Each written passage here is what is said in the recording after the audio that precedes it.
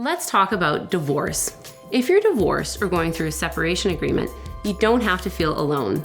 As many as 50% of Canadians' marriages end in divorce. I'm divorced, so I know a thing or two about it. Not only can it have a big negative impact on your finances, but it can emotionally devastate you. The good news is, speaking from my own financial and emotional circumstances and those of my clients, I can tell you that you're going to be okay. I want to give you 6 steps that will help you get back on your feet, leave you feeling empowered and in charge of your life. The 6th step is the most important, so hang in there to the end. I'm Anna Hilberry. Don't forget to like and subscribe to my YouTube channel. I want to address something first because we don't talk about this. Before we start going through your finances, you're going to feel probably emotionally overwhelmed. When you get a divorce, there is a huge emotional processing that takes place. Now, the way that everyone processes their emotions is unique, but it is generally accepted that there are certain stages that human beings go through. Now, these were defined by Dr. Elizabeth Kubler-Ross in 1969, and there are 5 of them. Those stages are denial, anger, bargaining, depression, and acceptance. When I realized that I was going to have to go through a divorce, I thought that making that decision was going to be the hard part. Nope, it was all the other stuff that came along with it. Because at that point, I was in the denial stage.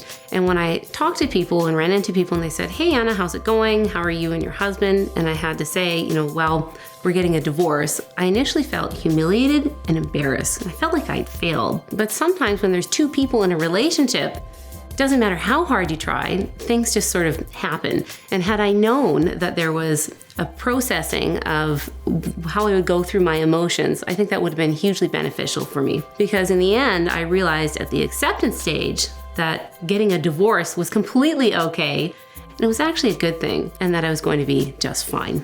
So the first step that I'm going to ask you to take is to survey your financial landscape. So what do I mean by that? When you get a divorce, everything changes. More than likely, you're in less of a financial situation than you were before. You've probably gone from 2 incomes down to 1, or 1 income down to 1 that's being split. So before you do any kind of planning, you need to understand where you're at. A good way of doing that is to take a look at the financial separation agreement, depending upon, of course, how much time has gone by. But that should list all of your financial assets, and it's a good place to start. Step number 2, once you have a general idea of your financial landscape, you want to take a good look at your liabilities and your assets. Now, assets can be broken down into fixed and liquid. By fixed assets, I mean real estate, something that is tangible and long-term in nature. So basically something that you can touch and you can feel. Liquid assets would be investments or large cash positions in your bank account, if any, after a divorce. You also want to note your liabilities. So take all these numbers and write them down. Step number 3, you want to determine payments on debt. Write that number down. Step number 4, you want to make an appointment with your accountant. What you're going to do is you're going to review any kind of government subsidies that you may now be eligible for. You're also going to review how spousal support payments that you are either making or are receiving are going to impact your income. You want to ask your accountant to give you a general idea of what your net income is going to be. This will help in your budgeting as you move forward. Step number 5, making a compromise. By going through step number 3 and 4, you should have a good idea of your budget. If you want a little bit more detail on how to do that, check out my Freedom of Choice, Live Better and Budget More video. So now that we have a starting point, you need to make a list of all the things that are important to you. You want to think about how you want to live your life and how you actually can.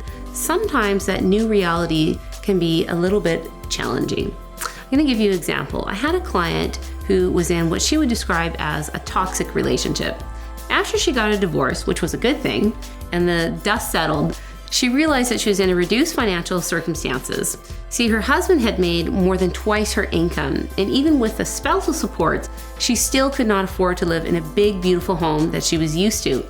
And after we had done some planning, she realized that it didn't make any sense to jeopardize her retirement by draining the investments out of her account and putting it all into housing. Because of course, in retirement, you need cash to live. You can't eat your house. So what she did is we did some research. She found a nice townhome in a nice part of town. And by making that compromise, she was able to have a successful living arrangement without jeopardizing her future. Step number six. Step number six is the most important because you get to focus now on you. You get to focus on what makes you happy and how you want to live your life. Because you get a second chance at it, you might as well do it right.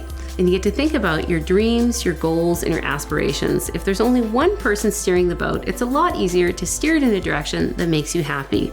That might mean some changes. It might mean upgrading your skill set, changing your career, moving.